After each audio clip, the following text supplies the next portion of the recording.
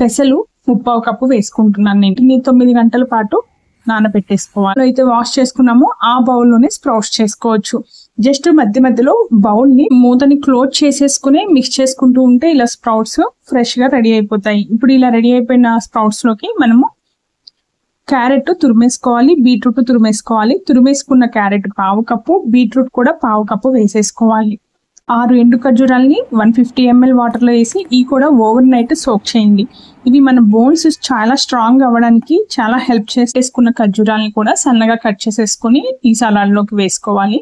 వేయించుకున్న జీడిపప్పును కూడా వేసుకోవాలి. ఈ విధంగా నానబెట్టేసుకున్న బాదం 10 బాదం వేసుకున్నాను. ఇందులోని 1 టీ స్పూన్ హనీ వేసుకోవాలి. ఇలా కల్లించుకుంటూ మిక్స్ చేసుకోవాలి. ఇలా మిక్స్ చేసి 2 టీ స్పూన్ల నిమ్మరసాన్ని కూడా వేసేసుకున్న తర్వాత ఒకసారి జస్ట్ స్పూన్ తో లైట్ గా మిక్స్ చేశాను. నోటిఫికేషన్ కోసం బెల్ ఐకాన్ పైన క్లిక్ చేయండి. Like and subscribe.